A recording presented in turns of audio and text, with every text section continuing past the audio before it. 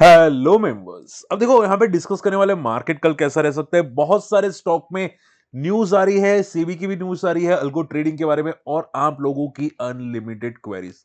ठीक है, कुछ कवर करूंगा, लेकिन देखो आज दो वीडियो रखे हैं। मार्केट क्या ब्रेकआउट कर चुका है, क्या 24,000 को टेस्ट करेगा? आंसर मैंने सिंपल वर्ड में दिया है, अगर नहीं देखे जाके जरूर चेकआउट कीजिएगा। इसमें कल्याण ज्वेलर्स, प्रीमियम एनर्जीज और ट्रेंड क्यों गिरे हैं वो डिस्कस किया है। उसके अलावा टाटा पावर के रिजल्ट आ चुके हैं, मोबी क्विक के रिजल्ट आ चुके हैं, एशियन पेंट्स, रतन इंडिया इंटरप्राइज, ये सभी डिस्कस किया है। आप जाके जरूर चेकआउट कर सकते हैं। ठीक है, अब देखो मैं वीडियो स्टार्ट करने से पहले जरूर बताना चाहूंगा एक बात कि मुझे यहाँ पे दो क्वेरीज आती हुई दिखाई दी। ठीक है, एक तो क्वेरीज क्या थी यहाँ पे, सी थोड़ा सा अगर मैं फोकस करना चाहूंगा कि देखो यहाँ पे इसको मिनिमाइज कर देता हूं। यहाँ में सबसे पहली क्वेरी ये आ रही थी कि सर आप बीटीएसटी के लिए लाइव क्यों नहीं आ रहे हो। ठीक है, मैं सिंपल बता देता हूँ। देखो सीबी के कुछ रूल्स आए, ठीक है, और वो लाइव के रिलेटेड है, या आप बोल सकते हैं लाइव चार्टिंग के लिए रिलेटेड है। ठीक है, अब वो रूल्स मैंने देखा कि अनरजिस्टर्ड इन्फ्लुएंसर के लिए है। अब मैं तो रजिस्टर्ड हूं as a broker, as a sub broker. ठीक है, तो हमारे लिए लागू है कि नहीं वो मुझे नहीं पता, इसकी वजह से एक बार क्रॉस चेक करना पड़ेगा। और हमारी टीम हम लोग या टीम हमारी फॉलोअप करने की कोशिश करें, जैसे क्लैरिटी आ जाएगी हम लोग आपको बता देंगे। ठीक है, तब तक यहाँ पे हम लोग भी वेट करें उनके रिस्पॉन्सेस का, जो भी ब्रोकर्स है उसके साथ रिस्पॉन्सेस का वेट करें। दूसरी इंपॉर्टेंट बात देखो, हम लोग भी जो इन्वेस्टमेंट एडवाइजर होते हैं ना, ठीक है, उनके साथ रजिस्टर हम लोग भी यहाँ पे करने की सोच रहे हैं। एंड अभी एक नया है कि part time investment advisor, part time आ रहे।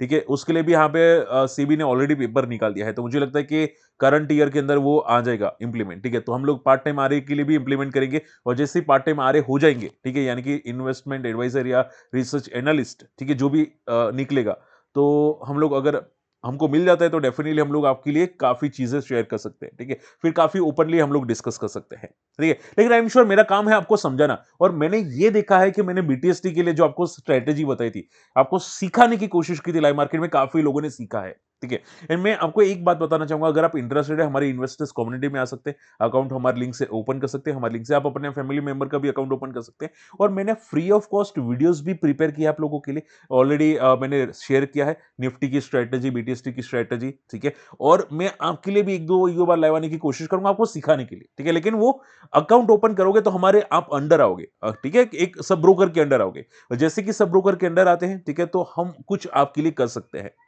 ठीक है, एक लीगल प्रोसेस जो होती है हम लोग आपके लिए कर सकते हैं। ठीक है, तो आप हमारी लिंक से अकाउंट डेफिनेटली ओपन कर सकते हैं। चलिए फटाफट बात करते हैं यहाँ पे इंपॉर्टेंट पॉइंट्स। देखो निफ्टी आज काफी अच्छा पुल बैक किया था, वन वर्ड आंसर के एक ब्रेकआउट हुआ है, लेकिन ट्रम्प का भरोसा नहीं है। आप ऐसा मत समझना कि भाई इसमें बीटीएसटी किया जा सकता था। ट्रम्प अगर कुछ भी बोल देता तो भाई मार्केट वापस कल गैप डाउन ओपन हो सकता था। ठीक है, अभी के लिए आप ये समझो कि डाउ जोन्स मॉर्निंग में 200 पॉइंट नेगेटिव था। क्यों? क्योंकि चाइना ने टैरिफ सामने ट्रम्प पे लगाए थे, यानी कि यूएस मार्केट पे। अब ये डाउ जोन्स रिकवर हुआ है, तो आप देखोगे गिफ्ट निफ्टी भी यहां पे रिकवर हुआ है, गिफ्ट निफ्टी यहां पे 50 पॉइंट प्लस है। ठीक है, तो आप ये समझो, देखो मार्केट ऑलरेडी काफी भाग चुका है आज के दिन के अंदर, आज के दिन के अंदर एक ब्रेकआउट कर चुका है। ठीक है, अब कल क्या हो सकता है? कल अगर गैप अप ओपन हुआ तो पॉज रेंज मुझे लगती है, अगर गैप अप ओपन हुआ तो पॉज बनेगा, अगर गैप डाउन ओपन हुआ तो वापस गिर जाएगा, और स्टेबल ओपन हुआ तो थोड़ा बहुत पॉजिटिव जाने की कोशिश करेगा। ये एक सिंपल ट्रेंड है। देखो हमेशा याद रखो कि मार्केट को अगर आप ट्रेड करते हैं इंट्राडे में, तो उसका मोमेंटम पता होना चाहिए। ठीक है, मार्केट कितना मोमेंटम करेगा, तो आप ये समझो कि मार्केट ऑलरेडी ज्यादा मोमेंटम कर चुका है। ठीक है, तो नेक्स्ट डे को मोमेंटम जनरली फास्ट या बड़ी नहीं होती, नेक्स्ट डे को पॉज कैंडल बनती है, जैसे कि अब यहां पे बड़ी मोमेंटम और एक पॉज कैंडल, गैप अप में पॉज बना ना, ठीक है, ऐसी पॉज कैंडल बनती है जनरली।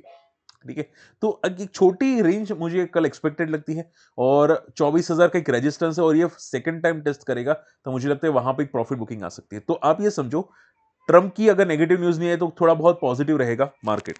ठीक है, till 24,000, and then profit booking करेगा मार्केट। ठीक है, तब तक यहां पे आप ये समझो पॉज कैंडल कल बनने की उम्मीद है, लेकिन पॉजिटिव साइड पे। आप ये समझो कि अगर कल गैप अप ओपन हुआ, फॉल किया मॉर्निंग में, तो वापस सपोर्ट लेके पुल बैक कर लेगा। ठीक है, अगर कोई नेगेटिव न्यूज नहीं आई तो सपोर्ट लेके पुल बैक कर लेगा। ये आपको ध्यान में रखना चाहिए। और सपोर्ट क्या है? आज की क्लोजिंग या आज का हाई, ठीक है, वो एक सपोर्ट तरीके से कल कंसीडर हो सकता है। ये बात ध्यान में रखिएगा। सेम चीज है बैंक निफ्टी के अंदर। अब देखो एफआई की हम लोग थोड़ा बहुत डिस्कस कर लेते हैं न्यूज बेसिस पे। एफआई की खरीदारी है, कुछ मैंने सुना है कि 23 ट्रेडिंग सेशंस के बाद एफआई ने खरीदारी की है, एंड पिछले 12 साल का सबसे लोवेस्ट लेवल पे आ चुके हैं एफआई, ठीक है, अपने अकाउंट का जो है 12 साल का लोएस्ट पे आ चुके हैं, जो मैंने ऑलरेडी डिस्कस किया, तो ये थोड़ा नेगेटिव है एफआई के लिए। यूएस मार्केट थोड़े पॉजिटिव है, इवन चाइना ने टैरिफ लगाए उसके बाद भी, तो कोई फर्क नहीं पड़ता। एक अल्गो ट्रेडिंग यहाँ पे रिटेल इन्वेस्टर्स के लिए भी यहाँ पे अलाउ करने वाली है सीबी, ठीक है, तो हम लोग भी यहाँ पे अल्गो को रजिस्टर्ड करने वाले हैं, ठीक है, जैसे यहाँ पे हो जाता है हम लोग भी रजिस्टर्ड करेंगे, और जैसे रजिस्ट्रेशन हो जाता है हम लोग आपके लिए ओपन रजिस्ट्रेशन कर देंगे, ठीक है। और उसमें मैं सोच रहा हूँ यहाँ पे सिर्फ ओनली बीटीएसटी, अगर वो अलाउ करते हैं तो ओनली बीटीएसटी के लिए रजिस्ट्रेशन में अलाउ करूंगा, ठीक है, क्योंकि वहां पे रिस्क कम होती है तो इश्यूज कम आते हैं, ठीक है, और मेरा पूरा अल्गो सेटअप है, ठीक है, स्टार्टिंग टू एंड। आप ये समझो कि आपको एंड ऑफ द डे आपको पीएनएल भी आपको मिल जाएगा, ठीक है, एसएमएस के द्वारा, ईमेल के द्वारा पीएनएल मिल जाएगा। आपको मॉर्निंग में एक बार लॉगिन करना पड़ेगा, ठीक है, और जैसे ही हो जाता है, ठीक है, आपकी रिस्क कैपेसिटी भी आपको बता देगा कि आपको कितनी रिस्क कैपेसिटी लेनी है, ठीक है, तो ये पूरा का पूरा आप आराम से देख सकते हैं, ये पूरा मेरे पास सेटअप है, ठीक है। लेकिन देखते हैं यहाँ पे, ये अभी रूल्स बनने में टाइम लगेगा, मतलब बोलते हैं ना थोड़ा थोड़ा प्रोसेस होता है, तो जैसे ही हो जाता है मैं आपको अपडेट कर दूंगा। आप मेरी हिसाब से एक आध साल तो लग ही जाएंगे प्रॉपरली सेटअप होने में, ओके। और इवन जो आरए के लिए है ना, पार्ट टाइम निकला है कि आप पार्ट टाइम आरए बन सकते हैं, रजिस्टर्ड एनालिस्ट बन सकते हैं, इन्वेस्टमेंट एडवाइजर बन सकते हैं पार्ट टाइम के लिए, वो भी मुझे लगता है कि करंट ईयर के अंदर आ जाएगा। एवरेज के नंबर हम लोग डिस्कस करते हैं, एवरेज के नंबर कैसे हैं, बहुत ही बेकार है। देखो ये कंपनी को थोड़ा कॉशियस रहा करो, क्योंकि जिस तरह से नंबर्स आ रहे हैं, लॉस बढ़ता दिखाई दे रहा है कंटिन्यूअसली बेसिस पे, ऐसा लग रहा है कुछ गड़बड़ है कंपनी के अंदर। जिस तरह से लॉस बढ़ रहा है ये बहुत ही नेगेटिव है, और आई होप कि ये कल क्रैश ना हो, ठीक है। देखते हैं यहाँ पे क्या होता है, लेकिन थोड़ा कॉशियस रहेगा, ठीक है। ऐसा लग रहा है एवरेज के मसाले कोई खरीद नहीं रहे, पता नहीं क्या हो रहा है, ठीक है, तो थोड़ा कॉशियस रहने की जरूरत है। कॉशियस से याद आया इंडियन गाइडकोर, ये इसका नंबर्स बहुत ही फाड़ू है। कल कल शायद 2-3% गैप अप ओपन हो, नंबर्स काफी अच्छे, सेल्स में 8% की ग्रोथ है, प्रॉफिट में 36% की ग्रोथ है, एंड 1400 पे स्टॉक अभी ट्रेड करा है। एंड आप ये समझो कि मैंने ये स्टॉक को बहुत बार रडार पे रखा था, ये वॉलेटाइल बहुत होता है, ऊपर जाता है वापस नीचे आ जाता है, और कितना नीचे आ जाता है पता है, 50%, 60% नीचे आ जाता है, इतना इतना वॉलेटाइल स्टॉक है। तो मैं हमेशा ये स्टॉक में डरता हूं कि भाई नया हाई पे मैं एंट्री करूं कि ना करूं, क्योंकि ये नया हाई मारने के बाद नीचे आ जाता है, फिर नीचे आने के बाद वापस नया हाई मारता है, इतना वॉलेटाइल स्टॉक है, लाइक लाइक दिलीप बिल्डकॉइन, ठीक है। तो कॉशियस रहेगा, नंबर्स तो अच्छे हैं, ग्रोथ ग्रोथ है वैसे कंपनीज के अंदर, और हो सकती है आगे भी रह सकती है। मुझे जो नंबर सबसे ज्यादा पसंद है वो दो कंपनी के, अपोलो माइक्रो एंड इन्फीबीम। क्या भाई फाड़ू नंबर है इन्फीबीम के, तो अनबिलीवेबल, ठीक है। मैं पहले अपोलो बात करूंगा, 82% का ग्रोथ है, ठीक है, 62% का सेल्स में ग्रोथ है, एंड जिस तरह से नंबर्स आए हैं ये ऑलरेडी एक्सपेक्टेड था, ठीक है, तो मुझे लगता है कि एक्सपेक्टेड के हिसाब से बेटर नंबर है। लेकिन स्टॉक है 70 का पी, ठीक है, तो आप ये समझो हो सकता है 120 120 क्या 115 के नीचे भी टेक्निकल चार्ट पे ना जाए, ठीक है। आप ये समझो कि इसको 7 दिन पे फोकस करना, मैंने आपको स्ट्रेटेजी बताई ना, रिजल्ट का 7 दिन का है, इसको फोकस करना। ये बंदा मुझे लगता है कुछ ना कुछ करके कर रहेगा, ठीक है। तो नंबर्स बहुत दांसू है, ठीक है, ग्रोथ भी अच्छी है, जिस तरह से ग्रोथ आ रही है ऐसा लग रहा है फ्यूचर में भी काफी अच्छी ग्रोथ कर सकता है, इसको रडार पे रखिएगा। And last not the least Infibeam, Infibeam के नंबर्स भाई देखो यार, एक बार इन्फीबीम्स के नंबर देखो, मैं यहाँ पे बताना चाहूंगा इन्फीबीम्स, ठीक है, इन्फीबीम एवेन्यू 828 का पी का स्टॉक है, एंड नंबर्स अगर बात करें जाए 64 करोड़ का profit, one of the highest ever profit since 2021, ठीक है। जिस तरह से भाई ग्रो कर रही है, मुझे लगता है कि लाइक आपको याद है आप लोगों को कि ओरेकल सर्विस करके स्टॉक था, ओरेकल फाइनेंस सर्विस, ठीक है, जो भागा था ना, रॉकेट बना था ना, ठीक है, रिजल्ट के बाद ऐसे ही कुछ हो सकता है, ठीक है। कहना मुश्किल है कि मतलब कल के कल होगा कि आज के आज होगा, ठीक है, आई थिंक लाइव मार्केट में नंबर आ चुके थे, लेकिन इसको रडार पे रखा जा सकता है। क्या पता कि भाई 2-3 दिन के 4 दिन के बाद आपकी नजरों से छिप के, आपकी नजरों से बच के ये स्टॉक भागने की कोशिश करे, तो इसको रडार पे रखेगा, ठीक है। जो कंपनीज होती है, इन्फीबीम्स हो गए, अपोलो माइक्रो सिस्टम, ऐसी कंपनीज को रडार पे रखना चाहिए, ठीक है। नंबर बहुत दांस होते हैं। चले, तो ज्यादातर मैंने न्यूज कवर कर दिया, फटाफट आप लोगों की मैं क्वेरीज कवर करना चाहूंगा। सबसे पहली क्वेरी आ रही है, सर बेस्ट शेयर बताइए फॉर द लॉन्ग टर्म। देखो मैं जैसे कि बोल सकता हूं, अगर आप हमारे साथ अकाउंट ओपनिंग नहीं कर सकते तो हमारे लिए ओपनली बोलना भी डिफिकल्ट है लॉन्ग टर्म के लिए। लेकिन मैं एक चीज बोल सकता हूं कि अगर आपको रखना ही है तो आप ऐसा ऐसे ऐसे फोकस कीजिए, जो निफ्टी के 40 आरएसए पे होते हैं ना, 40 आरएसआई मंथली चार्ट पे, ठीक है, वो एक बॉटम आउट हो जाते हैं। ठीक है। और जनरली जो आप बोल सकते हैं कि जो ईटीएफ होता है, म्यूचुअल फंड्स होते हैं, ठीक है, वो निफ्टी के लार्ज कैप्स के स्टॉक्स में जो पोर्टफोलियो बनता है ना उनका, वो जनरली ऐसे ही होता है कि भाई जो भी 40 आरएसए पे होता है मंथली चार्ट पे, ठीक है, वहां पे वो लोग ज्यादा फोकस करते हैं। लाइक रिलायंस था, इन्फोसिस था पहले, इन्फोसिस तो अभी बहुत ऊपर भाग चुका है, इन्फोसिस था पहले, ठीक है, एंड रिलायंस अभी है, तो ऐसे बहुत सारे स्टॉक है, एशियन पेंट्स है। तो आपको आपको जो पसंद आ रहे हैं वो आपकी आपकी स्ट्रेटेजी के हिसाब से ले सकते हैं। मैं तो आपको एक स्ट्रेटेजी बता रहा हूँ जो मुझे पसंद आती है। रही बात केपीआई ग्रीन की, भाई नंबर नहीं आए, केपीआई ग्रीन के नंबर नहीं आए, केपीआई ग्रीन पे वेट करो क्या नंबर कैसे आते हैं, ठीक है। अगर ग्रोथ आती है ना नंबर में तो मुझे लगता है भाई इसमें कुछ हो सकता है, ठीक है। नंबर नहीं है, आप देख सकते हैं दिसंबर क्वार्टर बाकी है, नंबर कैसे आते हैं वो हम लोग देखेंगे, ठीक है। इसके अलावा मुक्का प्रोटीन के भी नंबर बाकी है मेरे भाई, इसमें भी मैं डिस्कस ज्यादा नहीं कर पाऊंगा, लेकिन मुक्का प्रोटीन के नंबर बाकी है। एंड देखो ये पता है छोटा पे एक बड़ा धमाका वाला स्टॉक है, ठीक है। ग्रोथ बहुत है, प्रॉब्लम पता है क्या है, जो सेक्टर है ना वो सेक्टर बेकार सेक्टर है, ठीक है। तो इसमें भी कोई फास्ट मोमेंटम भी एक्सपेक्टेड नहीं है। आप देखोगे 26 की पी का स्टॉक है, ठीक है, ग्रोथ काफी अच्छा है। आप देखोगे फिशरीज के अंदर है, फिश ऑयल, फिश मीट, जो बजट में फिश का आया था, like Avanti feeds, epic frozen food.